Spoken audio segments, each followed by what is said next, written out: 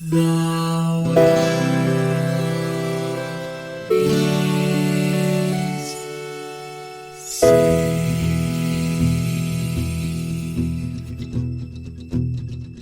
The living room's dark, save for light being cast from the big TV screen and the imminent sunrise that's teasing the one starry sky with whispers of morning. Hey, George. Hey, Lions, how's it going? It's going good, man. It's been a whole nother year since the last time we did one of these, and this time that's actually true. It's just Georgian Lions, just Georgian Lions until the end of time. Just for 100 years, for 99 more seasons and 99 more episodes. Just Georgian Lions. Yeah, I think we have. I mean, this is year 3, or we're ending year 3. I think we have 97 more years in us. Yeah, and actually, that if this is the beginning of season. This would be the beginning of season 3. No, the end of season. Yeah, so we're off by a year. I was going to say, like, that actually quote would line up perfectly with the Rick and Morty season 3 So close. opener. So close. It's close. Yeah, Off by a year. it's okay. Darn. So here's what we're doing. We're going to do our top and bottom of 2019, right? So our 2019 year in review. So here's the rules. We're each going to pick 3 games.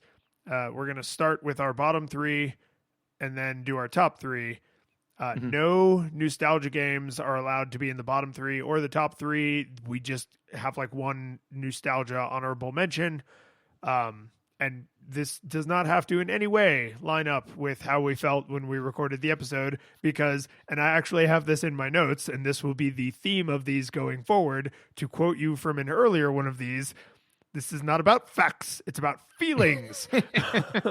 Exactly. No one can argue with that. You can't. I've literally gone up to people. I've said, like, I'm never going to argue with how you feel. No one can take that from you. Here are the facts behind what we are discussing. Yes, exactly. So these are our personal, bottom and top 3.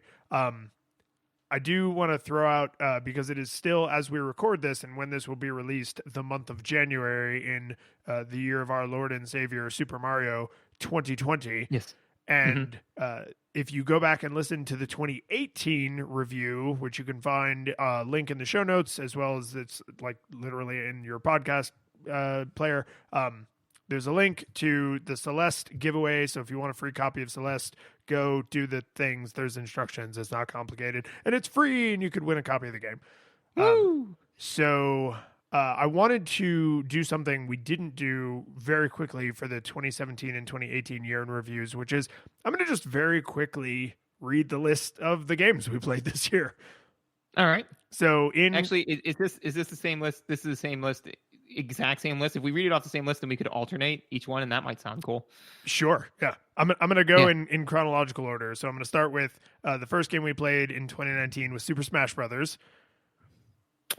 Super Smash Brothers, Star Fox 64, Tetris, Final Fantasy Tactics, Pokemon Snap, Legend of Zelda: Link's Awakening, Shovel Knight, Kirby 64, Crystal Shards, Sonic Spinball, not Sonic the Hedgehog Spinball, Jumpin' Flash, Enter the Gungeon, Legend of Zelda, Bushido Blade, Soul Blazer, Math Blaster, Metal Gear, Metal Gear Solid, Dead Cells, Wario Land: Super Mario Land 3, Aladdin, or maybe it was Al, or just Den. Ha!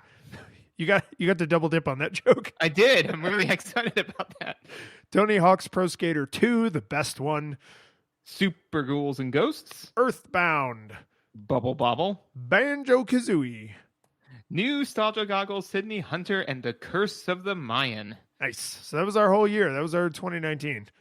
That's what we did. That's what we did with our lives. We did nothing else. Nothing else. We did those things. No jobs, no families. Nope. Just we recorded these episodes and then sat quietly in a room eating saltines until it came time to record the next one. And lemonade? No, tap water. No. just tap water and saltines. We don't live well. All right, so you want to kick us off with your okay, so this is never going to go away now. So it's least worst. Least worst. Yes. neutral worst and then worst. Worst. Yes. Okay. Yeah. So what is your least worst game of 2019? Super Ghouls and Ghosts. Super Ghouls. So I had a long think about that game. I did too, man. And I did. and whether or not it would appear or where it appear if it appeared. So it's your least worst. Why? Yeah. Because this is about feelings, and I hated this game so much. I mean, and it's got to come down to the thing that's going to be tattooed on my tombstone, tattooed on my body, carved on my tombstone. I guess unless like carved on they your take- body. yeah, I was gonna say unless they take my skin and put it over my tombstone. Oh my. Yeah, this got weird. But actually playing this game, that's what it felt like. Hey, I did it. I brought it back. No, it's just the cycle time was just. I would have really enjoyed this game. It is similar in difficulty to Celeste, which if you go and do the things, you can verify me on. But it's similar in difficulty to Celeste. It's just I would spend so much time slogging through to get to the fun thing that I had missed. It pulled a lot of swearing out of me. It was really deeply, tragically frustrating. But overall, it was a well-crafted game. Aside from like the punishing nature of it, like the visuals were good. It was very thematically appropriate. So I was like, I hate this game a lot. So I want to hurt it. So I'm going to put it on this list. But I'll make it the least bad. So that way I can feel good about myself. So that's kind of my reasoning behind it. So I will I won't throw counterpoints at every game because then this episode will be like 6 hours long. But I will say that this year had several games where when I was trying to build my bottom 3 list, I kept catching myself going, but I'm glad I've played it now. Right. And like that was it's hard to hate something that you're like, I'm glad I had this experience that I hated, right? It's like there was a meme for a while where it's like I don't remember the exact comic, but it's like you give something to someone and they're like, thanks, I hate it, right? And that's kind of how I felt about this game. So like it actually, I'll give away the thread. It didn't make it into my bottom 3 at all, and it's just like, I'm really glad I had this experience that I hope to not have again. Yeah. And I mean, that's fair. Like I said, I wrestled with it, but yeah. So your least worst? My least worst was Math Blaster. And that one almost made my number 3. Right. And I struggled putting this on here a little because it's a weird ass outlier, right? Like this game, like we almost played it as a joke, but it was an audience request and we did both play this game as kids, right? So like it meets all of the, we are technically correct, right? The best kind of correct. Yeah, it met all the criteria for a game that would be appropriate for the show. And so like, but it is uniquely not directed at adults, right? It's not like a silly, like Yoshi's Island, which is kind of silly, but an adult could still totally enjoy it, right? Or like Disney stuff, which is like silly, but adults can still totally enjoy it, right? It was not that. This is a thing for children. And because I am a career educator/educator adjacent person, I don't like the way this just drills people endlessly. So yes, like I'm not the right audience, and I'm like doubly the wrong audience because I was like personally offended. Yeah, no, I can totally get on board with that. Like I said, I wrestled with putting this one in my Math Blaster in my bottom 3. It is uniquely ill-suited, and honestly, I think the thing that we kind of discussed in the episode, which is that, I think that this type of game really shouldn't exist. Is that what you should do is if you want to drill somebody or teach concepts or something like that, you come up with a game where you have to understand the concept in order to play it. So instead of if you want to teach somebody math, don't make them play Math Blaster, make them play tabletop D&D. That's how you get people to learn arithmetic backwards and friggin' forwards. This is if you the quote is something like, if you want to build a ship, don't get men together and have them chop down trees and, get twine for ropes. Is get them together and give them an undying love for the sea. Yeah. Exactly. And then all of a sudden they'll take care of the rest. Yeah. Yeah. So no, I feel you. I can get on board with that. I support this message. All right, what was your neutral worst? Least and worst that's the and worst works. Neutral worst, I'm not sold Middle on. worst. Middle worst. Middle worst. What was your middle worst? Yeah. It's like bratwurst. I was gonna say middle worst seems like something you would order with sauerkraut and mustard. It's bratwurst, but made by J.R.R. Tolkien. Sorry, just nobody could see that, but your face lit up on that. I was generally happy with how much that tickled you. Yeah, no, I like that a lot. That's what it's called now. And honestly, I'm getting the feeling that a lot of our stuff isn't going to line up on this one because my number 2 is Bushido Blade.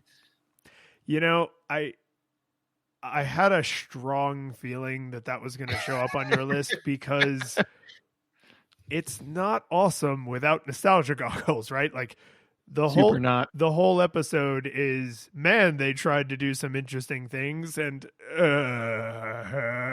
yeah, it's super interesting. I mean, don't get me wrong. Like it does try a lot of stuff and like weird. I mean, like the multiple stances, that's really cool. It's a really cool idea. The fact that you can switch out weapons, independent of the player, that's really cool. The fact that it's one-hit kills is a little weird. The fact that it, doesn't. But the thing that where I was like, well, kind of vacillate back and forth. But when my brain hit on this, I was like, yes, this is the solid footing I need to feel good about putting this on this list. Which is, it has a whole lot of rules. It never tells you. Yeah.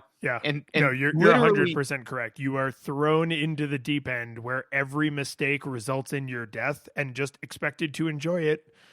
Yeah, just figure it out. And literally, if not having spoken to you, somebody who is basically an expert on this game, I wouldn't have known that the game was longer than 5 minutes, because I just hopped into the story mode and played through it. And I was like, did I just beat the game? I don't know. I was anticlimactic. I spoke with you and you're like, no, man, there's a lot more going on. That and the fact that somebody blocked my full-blown katana swing with a gun. Which, if you want to hear more about my deep-seated feelings about that, go listen to that episode. That was unfortunate. Yeah. Now, this is because when I was going through the list to make sure I had all the games and I got to Bushido Blade, I was like, I will be shocked if this doesn't make it in his bottom 3. Like, it's just because the game does not set you up to enjoy it. You were not set up for success, right? Like it's hard for me to say like, oh, well, you just didn't enjoy the art correctly. Like this art did not want you to enjoy it.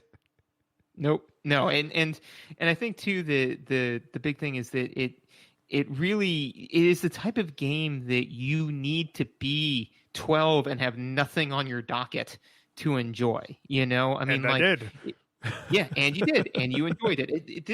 This very firmly falls into the spectrum of when people say, should I watch Dragon Ball Z? It's like, I don't know. Are you 16? No? Then don't watch Dragon Ball Z. Like, don't go back and watch it. Watch Dragon Ball Z Abridged. That show's hilarious. But don't go watch Dragon Ball Z. Like, to me, if somebody said, should I go back and play Bushido Blade? I'm like, do you have tons of hours to sit around with a friend and just play this nonstop? No? Then no. I mean, the fact that there's only been a handful of other attempts at that sort of game makes me think Bushido Blade's attempt at that formula isn't terrible. It's not good, but that formula may just not really have mass market appeal, right? So it's weird. It's just weird. So your Hobbit bratwurst? My middle verst. My middle verst is Pokemon Snap.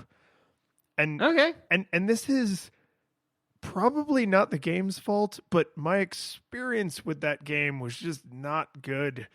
It just wasn't good. And I wish I could say like, oh, well, I'm definitely going to go back and give it another try, but I'm not. Screw that game. Like because even after I found out later, like, oh, there's all these stupid things that I was doing wrong, and there's all these like clever little hidden things that you can do, I don't really care that much about Pokemon. Like I completely dodged somehow that craze as a young child. Like, I'm aware of it. You would have to have just recently gotten to this planet to not be aware of it. But Pokemon Snap is so ancillary, right? It's deleted scenes, it's interviews with the director. Like, it's not the kind of thing you do if you didn't watch and love the main movie, right? I didn't play and love the main games. I might have done, but I didn't. And so to play an entire game that is essentially bonus features in universe is just not fun. And then I had like a bunch of other, weirdness around it just because of the janky, like, old hardware I had to use to play it. But like, it just wasn't good. I just didn't have a good experience. The only thing that particular episode happened to be a guest episode. So like, I did have a nice time recording it, but God, it's just not fun. It's just not fun. That game is just not fun. Well, and my memory of that game, I always hated that game just because, if I remember correctly, Pokemon Snap came out on the N64 before any true Pokemon games came out on the N64.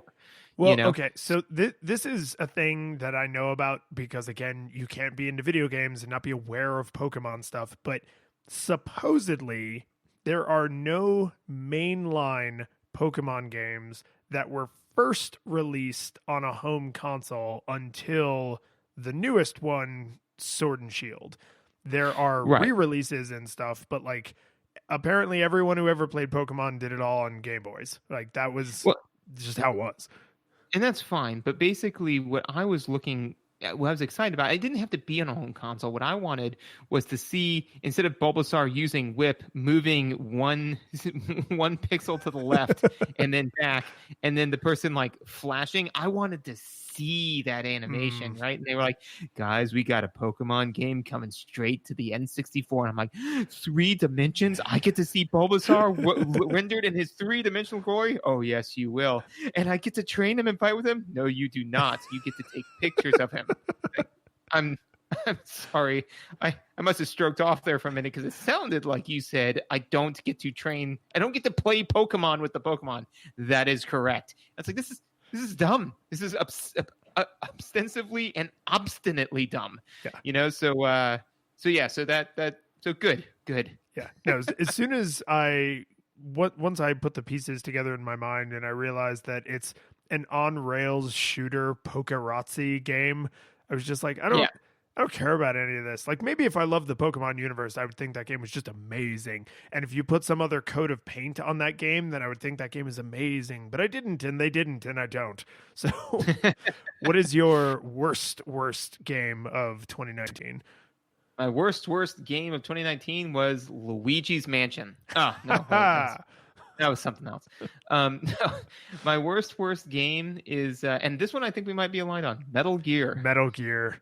It's Metal Gear. It's Metal Gear. It's Metal Gear. It's because it's so bad. It's bad. It's so bad. It's real bad. And I think that, it's one of the hardest questions I've ever been asked in my entire life was, I remember it. We were sitting around, it was at my bachelor party.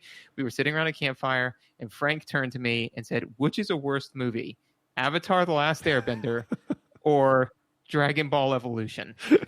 And I said, and I sat there like, and it cut to, me like hands and face, like drinking, like I don't know. So, and then I remember what I said was, I was like, well, Dragon Ball Evolution, because it just it didn't even try with the source material, And so that brings me back to Metal Gear, where it's like, you have so many amazing Metal Gear Solid, Metal Gear, all these sequels. Metal Gear games. Yeah. The sequels, all the sequels are like this amazing kind of like fleshed out universe, really pushing the boundaries of storytelling through video games, whether you love them, whether you hate them, they are, kind of spear points on the in the video game world. And this game is nothing like that. So not only is it a terrible game, but your expectations are set way higher. And so it falls even further short. Well, and I will say, in defense of the game designers and the original writers and everyone involved with the MSX game, that is not what we played. We played the NES game, which is what we should have played, right? Like, that is that is what we were right to play as Americans in the time in history that we were growing up in this country, right? So I don't honestly believe we would have enjoyed the MSX game, like, no question, but I know for a fact that a lot of the things that are horrible about the NES version were not present in the MSX version. Just some of them were, right? Like, a lot of the things that sucked about it and made it terrible and made it age like, fine cheese are there in the MSX version as well, but there's so much more. It's like somebody lost a bet and they were like, oh, find a game that's already like questionable in a lot of its decisions because it's trying to invent a new genre, and then do everything in your power to make it worse. Yeah. Oh yeah. No, it's bad. It is steaming hot pile of garbage pounded inside of a dead animal, which is then set to ferment in a toilet and damp space for 30 years. And then you're asked to make it get up and play video games. It performs about that well. Yikes. Yeah, so that I had a strong feeling we were going to be aligned on that. So I mean, this is also my worst. And I don't know if there's much additional stuff to say other than and I'm not being sarcastic here. I'm really genuinely serious. Don't call our bluff on this. If you've never played this game and you have no interest in like that time in history or those kinds of games, or you're the sort of person who loves to go watch bad movies, don't waste your time on this game. Because it's not bad because it was designed poorly. It's bad because they were trying to pave a new path and they just made a bunch of terrible mistakes, right? Yes. And you won't learn anything by playing it. You won't enjoy it. Just don't. Just don't. I mean, I actively have to calm myself down from being mad at you for being so poor at communicating which game we were supposed to be playing, because you just never shut up about how good Metal Gear was, and then we played it and it was so terrible. Was not a solid game. So you want to do our nostalgia pick? Yeah, man, let's do it. What was yours? You go first. So my nostalgia pick was actually one of my hardest selections because there were some good ones this year. Well, so the four nostalgia games we played in 2019 were Shovel Knight, Enter the Gungeon, Dead Cells, and Sydney Hunter and the Curse of the Mayan. And like, that's when you only get to pick one, like that's a fairly competitive field, right? Yes. And so I really kind of thought, like, which of these am I most likely to play again? Which of these am I most likely to continue to think about and to notice when other people reference it, like in their memes and stuff? Like, that'll jump out at me and I'll be like, oh, I know what that source material is, right? Like, because these are all indie games, like which of these soundtracks am I going to reach for when I need like background music while I'm working? And so I had to, for me, give it to Shovel Knight. And that's legit. That's for sure legit. And the thing that really put it over the top is I loved Shovel Knight, which is what the episode is about, right? Like, that episode is us covering Shovel Knight. But then because of the Kickstarter and they met a bunch of stretch goals, there's also Plague of Shadows, whatever the other one is called, the which is actually my favorite one, the one where he plays the like, Satan. Clearly it isn't. Yeah, well, it's because I was just mashing the start button right through the title screen. And then King of Cards, the latest expansion. So basically you get 4 games, 4 entire stories, 4 entire narratives, 4 entire interaction models and different level designs and everything for the price of one game. So if you like Shovel Knight, like as a game, it is maybe the greatest bargain in gaming, because it's like, oh, did you enjoy that game? Here's essentially 3 sequels for free. Like, that's just unreal. I mean, it'd be like if you bought Mega Man 1 and then they gave you up through Mega Man 4 just included. Like, it's absolutely phenomenal. So I can't say enough good things about it. We actually, coming up in a few weeks here, we have an interview that you and I got to do with one of the developers for the King of Cards expansion. That has nothing to do with the fact that I picked this game. No money changed hands or anything. Throwing my integrity into question. but yeah, dude, it's just nostalgia had to be Shovel Knight for me. Not that the other games weren't fierce contenders, but when I really like laid out the pros and cons list, I was like, it's just got to be Shovel Knight. Oh yeah, absolutely. No, the game is spectacular, and this was a really hard pick for me as well because Shovel Knight was a very, very close second. But for me, it was welcome to the Gungeon. We got fun and games. It was, and I'm not surprised that we're a little bit different than that. It's just because bullet hell games are really kind of more up my alley than yours. But for any number of reasons, one is that the game is just super approachable in the sense that like you can just jump in, play it, die, and then you just go right back to the beginning, jump in, play it. You don't have to be amazing at it. You do have to be very good at it to beat it, but you can just never beat it. That's entirely fine. And I didn't, and it stayed fun. Yeah.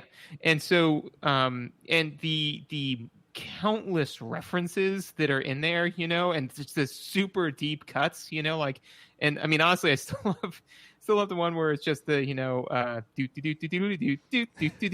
fact that they have Fry's gun from Futurama. The wind-up gun.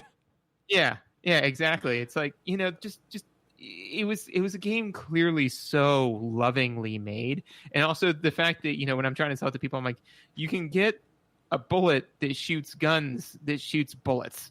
Just wacky banana stuff like that. So all of that being said, this is a game that Teddy, my son, and I played just like crazy, and not single play, not two players. We would play it single player and kind of switch off by level, so like literally this was one of the first games where I sat down with my son and played video games with him like I would play with, when I was that age, so it very much so has like a very special place in my heart. But yeah, man, the game is it's fun. It's a lot of fun. Slight disclaimer, just so you know, your skills on it decay at a way faster rate than you think that they do. because I got to the point where like I could clear through level 4 pretty consistently, and then I picked it up recently with Teddy, and I was like, "Ooh, Teddy, and I said to him, I was like, we have both gotten way worse at this. Like, you are worse at this because you used to be able to do all this sort of stuff, and I can see that. I'm way worse at it too. But yeah, that's great. It's a great game.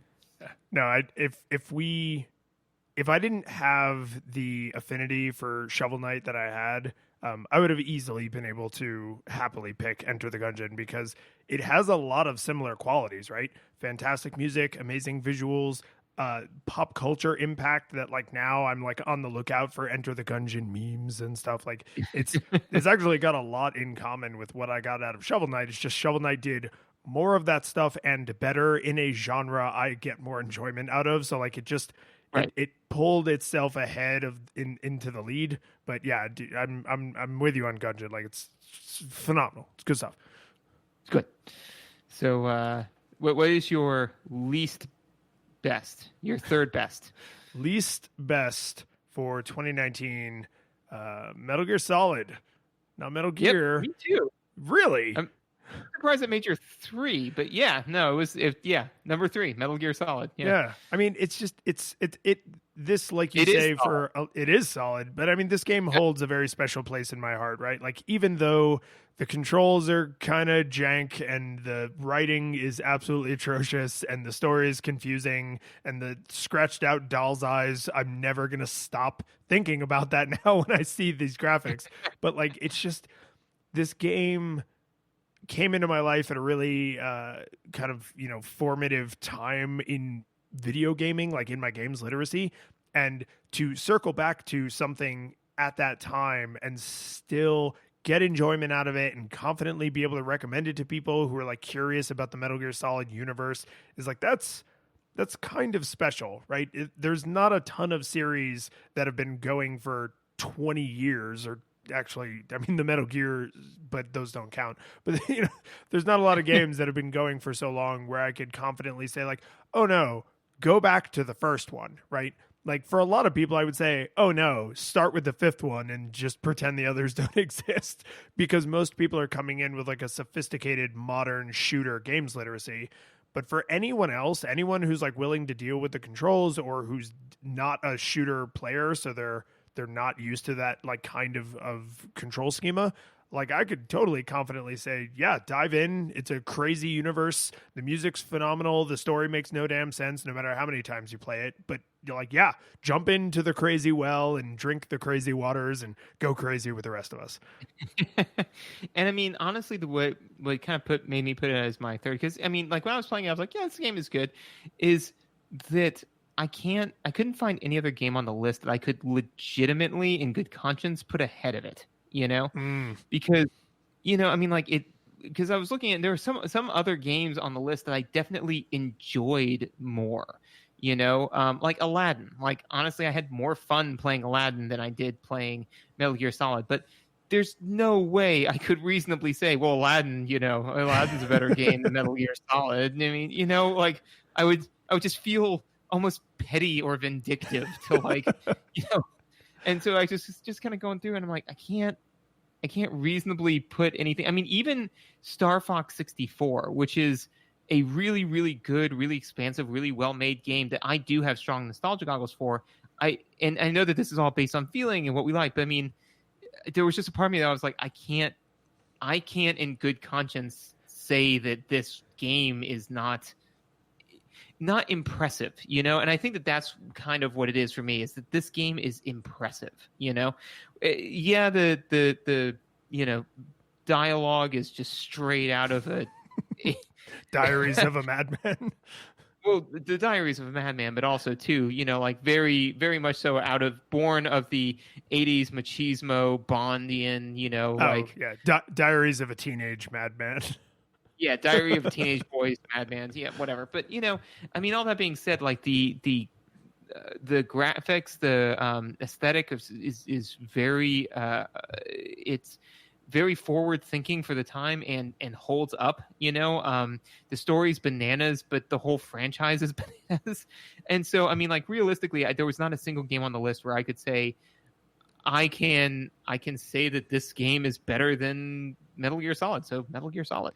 Well, and I think you got really close to coming right out and saying that there are games that you played that you enjoyed more, but that's not your only criteria for a game, right? It's not straight fun. And the fact that this is like a beautiful artistic mess, that gets it points, right? Like the part of what makes it valuable is that it is a beautiful artistic mess. Well, it's kind of like what I say to a lot of people when people say, what's your favorite game? I'm like, well, that's a really difficult question. The best game I have ever played is The Last of Us. So this is kind of like in that same thing where it's like, what's the best game of 2019? Well, the third best one's got to be Metal Gear Solid, because I can't in good confidence say there was any other game that eclipsed it. Yeah, no, it's legit. Coming in at middle best. I had to give it to Earthbound because Earthbound? Yeah, I love a good JRPG. We don't get to play a ton of JRPGs on Nostalgia Goggles just because of their massive time commitment. And I didn't want to just pick an RPG just because like, oh yeah, we played an RPG, I'm going to give it to an RPG because, we've played other RPGs on the show, but when I was looking across the list, it's one of those games that has stuck with me throughout my entire life. I played it as a very young kid, I played it as a kid because I wasn't that young. I played it as a kid, and it has informed the kind of way I look at humor, like that deadpan, like this is insane to anyone who's willing to say this is insane. But a lot of people are just like, no, this is normal. Everyone else is like, I feel like I'm taking crazy pills here, right? Like it's the music, the art style is incredibly enduring and endearing. This is one of those games that you can use, not unlike Metal Gear Solid, actually, as a quick way to gauge what someone thinks of when they say RPG, right? When someone says, oh, I grew up playing RPGs, and you go, oh, like what? And they go, oh, like Earthbound, that tells you something very different about what that person values in a role-playing game than if they say, oh, like Ultima, right? And it's Ultima's a phenomenal series that has had an incredible impact on the gaming universe, but holy crap, is it different from Earthbound, right? Like there's just nothing really in common there. So I like this game for its like referenceability, right? Like its level setting ability, not just in my own life, but like as I move through the world and interact with other gamers. And I'm glad I finally got a copy of the soundtrack, because when I say like, oh, I could just sit around and listen to this, like I'm not kidding. Like I do really, the vast majority of the music I sit around and listen to while I'm working is video game music from this era, because it tends to not have lyrics and is good to have on in the background. So, I mean, I listened to the Earthbound soundtrack as recently as this week. So like it's still right. It's not like, oh, just because I played the game, it's like fresh in my mind. But yeah, this was not a terribly difficult choice for me. Even though the top three, we played a lot of good games this year, I was like, Earthbound, man, it's got to be Earthbound. And for me, it was Smash Brothers. Like yeah. Yeah. I mean, because the thing is that, not only is the game still very, very enjoyable, incredibly playable, even with Smash Brothers Ultimate, which I have finally managed to get purchased and start playing, I mean, like you can take a lot of those skills and transplant them back into the old game. There's just a couple of features that are missing, and as we kind of mentioned in the show, is that it is kind of like a bunch of the ancillary stuff all boiled away to the core concept, but I mean the game established a huge franchise within Nintendo. I mean, Smash Brothers is enormous, I mean, like it's really kind of hard to find people who are completely unaware of Smash Brothers. If you say, oh, have you ever played Smash Brothers? It's like, no, but I've heard of it, and yeah, I mean, like it the graphics aren't amazing, but they really hold up. And the fact that they're actual 3D when they totally didn't have to be, the fact that the game mechanics have not really changed in the last 2 decades, yeah, I mean, like I still just absolutely, I mean, they even have the hidden characters that you can unlock, just really, really enjoyed playing this game. And when I was going through, I was like, Smash Brothers. It's fantastic. It's a good game. The thing about Smash Brothers is the same thing as a lot of the Nintendo franchises. And the thing that I'm about to say is probably why Nintendo has the legacy of success that they have, which is, like, to me, the first Smash game was Melee, right? Which is the first Smash game, I think, for a lot of people, right? Because a lot of people missed the N64, but then their friends that had GameCubes were like, oh my God, this game. And then you went over and played it and you were like, oh my God, this game, right? So, like, that happened to me, and I know a lot of people that happened to, and it's probably not that uncommon. But if you play Smash Ultimate, which, again, I coincidentally have played as recently as this week, and then you sit down and play the original Super Smash Brothers, you would be shocked how much in Ultimate is there in the very first N64 game.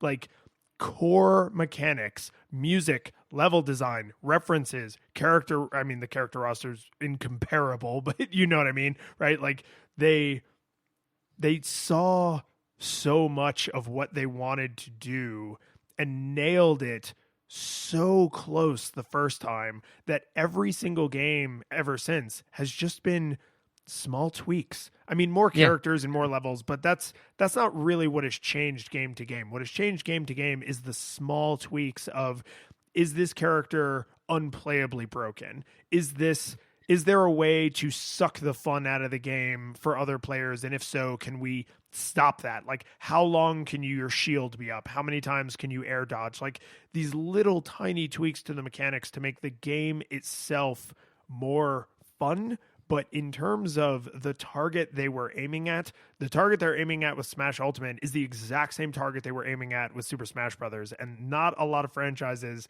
can say, no, we damn near nailed it the first time. Yeah, Metal Gear certainly can. And actually, no. To your point before, did you notice that they completely tweaked my Bowser Slam move in Ultimate? No, I usually don't play as heavies, so that's Oh, the kind of thing that would be lost on me. But how did they nerf it, or is it way oh, worse? yeah, they totally nerfed it, which I get. Like, it's fair because I can't tell you how many people I pissed off. So, for, for people who aren't familiar, in Melee with Bowser's, slam, you pick them up, you put them underneath you, and you slam into them, which means that if you did that off the side of a cliff, they would die a millisecond before you. So if you were at 200% health and they had 2 stock and you just brought them down to 1 stock, so now you're both at 1 stock and you take them off the cliff, you win. And that don't fly no more. Now what happens is you die and they're given a chance to recover. Oh, So yeah, so it's not a viable strategy anymore, which is, again, I get, like, don't get me wrong, it needed to be nerfed, but I miss my non-nerfed gun, like, and occasionally I'll still do it because I'll forget that I can't do that anymore, and I'll die. I'll be like, oh, right, I can't. This doesn't work anymore. So I wonder, like, will you ever work that out of your muscle memory? That'll be the real question. Is like, how many matches will you lose as Bowser? Because you're like, ah. Well, probably it'll be a while because the amount of time that we put into building that muscle memory, which decays, but then the amount of time I'm spending undoing it is way, way, way less. It'll probably, I mean, it wouldn't surprise me if, 10 years from now, like you and I are sitting down to play Smash Brothers, 4D or whatever they've come out with at that point, and I still try that move just as like a knee jerk and be like, "No, man, Nah, George, that hasn't worked since we were kids. I know." that hasn't worked since we were physical beings instead of beings of pure energy and light. Now, this is aside from the countdown we're doing here. Count up, we're counting. I did not know that you just got Smash Ultimate. So once you kind of, get your feet under you, get your thumbs under you, we're going to have to find a night to play online because it's fun. The online is actually surprisingly serviceable. Awesome. Sounds good. Yeah, no, let's do that. Right. So your best of 2019, number 1. So I thought really hard about doing honorable mentions for this year, and I don't want to make a habit of that, but there is one game that I do specifically want to give an honorable mention to. Not that it would have come in my number 1 spot, but just that it arguably should be on this list, and that's, for me, Banjo-Kazooie. I'm very, very aware of the gigantic hole in my, like, legitness that I had as a gamer by having not, played this originally. And I don't plan to ever go back and finish it because that last boss can just die in a fire forever. But well, I mean, she can't. That's the problem you're having. Damn it. But I really loved the world. I loved being exposed to the game and the music, and I found it frustrating as hell. Like, it was not, kind of like what you said with Metal Gear Solid, is like, it's not the most fun I had, but I'm really glad I played it. Like, I'm just legit glad that I played Banjo-Kazooie, and we played so many good games this year that not getting it into my top 3 doesn't feel like I'm not too guilty about it, but I was like, this is like, maybe, I don't know, maybe in another life. But the game that no question made the number 1 slot had to be Final Fantasy Tactics, because that game, more than any other game we played in 2019, is just a deep, deep part of who I am. I have poured more hours into that game than maybe all the other games on this list combined. I've played it literally into the dozens of times. It's a game that I've connected with other, like, insane fanboys over and fangirls over, right? Like, it's just the music, the play style. I've chased this dragon for my entire gaming life since I played this game. I played the Game Boy Advance sequels. They don't scratch the same itch. I've played other modern games that are like, oh, it's kind of like Final Fantasy Tactics. They're never like Final Fantasy Tactics. Like, it's just, this was my first game of this type, even though there were earlier games that this game was cribbing from. But it's like, I've never been able to hit that high again. And that is infinitely frustrating, if not for the fact that replaying Final Fantasy Tactics gets me the exact same high. Like every time is as good as the first time. I don't know what it is about this game that puts me on the like obsessive psychotic side of the line, and other people play it and they're just like, it was fun. It just wasn't really for me, because my nostalgia goggles are on so tight and they are so finely tuned. I just can't. It's like talking to someone who is born true grayscale colorblind. Like to me, I'm just frantically trying to describe colors to them. I'm like, but it's of course you can understand, and they just don't get it. And I refuse to accept that they don't get it. Right? Well, it's kind of like, you sit there and you say like, oh my God, this game is amazing. And you sit down, you look at it very, very objectively, and you say like, looking at this objectively, I've done all of my notes, and this is exactly, like this game absolutely holds up. It is fantastic. You should play it. And then somebody says, David, touch your face. And then you just reach up and you feel the glasses like on your face, and you're like, no, I took these off years ago. It's like, no, you've been wearing them the entire time. Like, no, like that's the big reveal. But honestly, that was a guest episode, so I wanted to put that on my list, but I was like, I technically, I have not played it recently, and I certainly wasn't deconstructing it when I played it, so I was like loath to put it on my list. But that being said, no, I mean, I remember I have also played that game. I played the first time, when we were in college, and you were like, do you play this game? And I did the thing that I always do, Pinky, which is get to like level bajillion T in the first 2 stages, and then just walk through the rest of it. Also, one time in one of my recent playthroughs, the thing that I thought was really fascinating was I used, I think it's Yell, which raises your speed. Right? Shout is the one that does just your brave. Scream is the one that does all of them. I think you might be correct. I think Yell might be just speed. Yeah, or brave and speed or something like that. So basically, then you become the Flash. Well, and honestly, what it was I was fighting a bad guy where I could just keep far enough ahead of him to where I maxed out my speed. So my speed was maximum.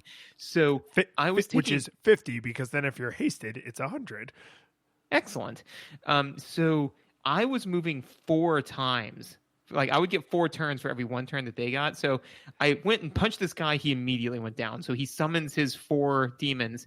And then I moved and killed 1, moved, killed 2, moved, killed a 3rd one. I was like, this is what it feels like to be Goku. Yes. Right? This is what it is, is that like everybody else is just standing still. And then all of a sudden it's like, I hit them 3 times. It's like, but I only saw him move once. It's like, no. There were 3 strikes, so it has that kind of playability to it. It's really, and the fact that this game, and I don't know too many games that do this, and none that I've known to do it as well, that have the degree of customability of the characters, like you want to be a monk, you make them into a monk. You want them to be a wizard, just make them into a wizard. I mean, you can do whatever, So I mean, so many games try the job system, but it's often monotonous at best and incredibly unsatisfying at worst. So yeah, there's lots of RPGs that have the job system, but Tactics just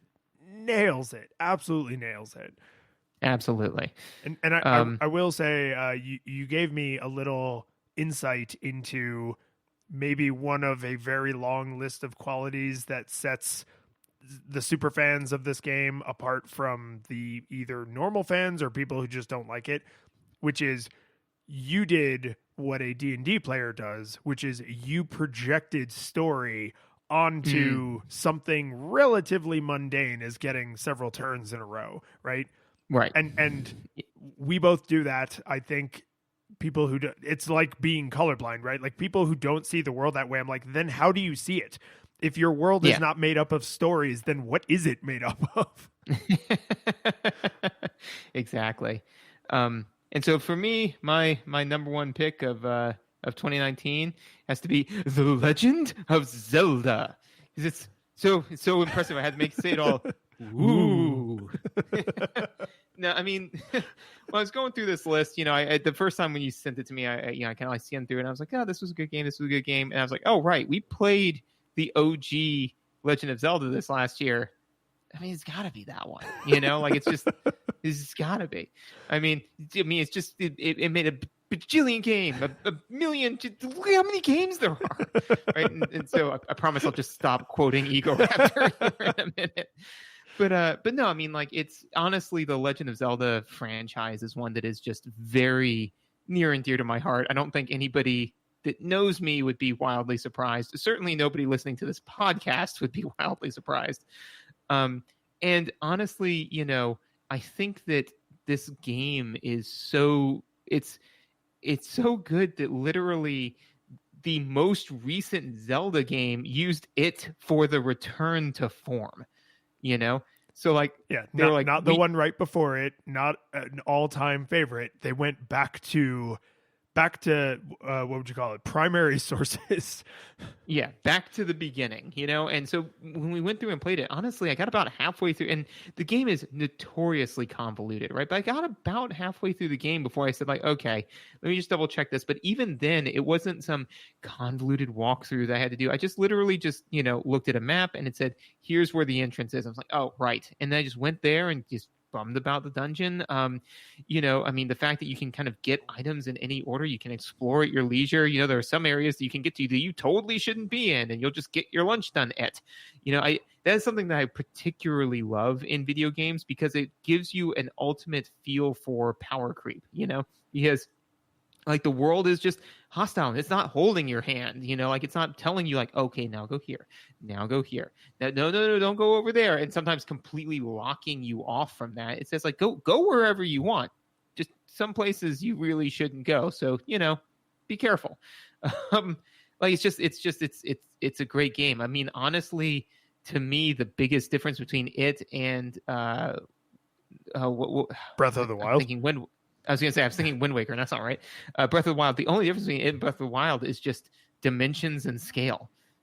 So yeah. I mean, Breath of the Wild is doing things, and we don't have to go into like how the dungeons are broken up across many small shrines as opposed to like fewer larger dungeons. But the main thing that sets Breath of the Wild apart is what Kojima was going for with Metal Gear, right?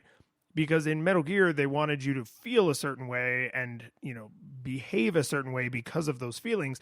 And they didn't really nail that for the first several games until Metal Gear Solid came along, and they were like, okay, now we have the technology.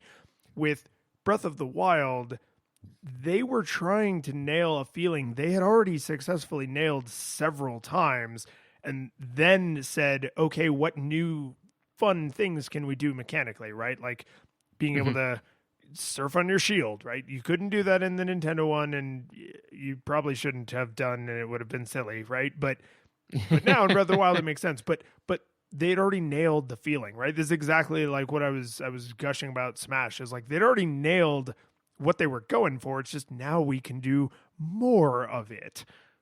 Right.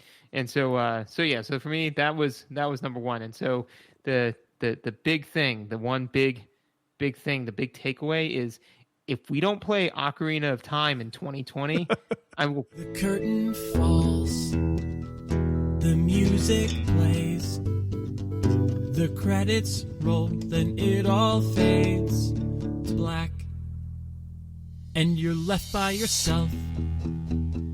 The fanfare is gone, there's no player two there by your side to share victories won.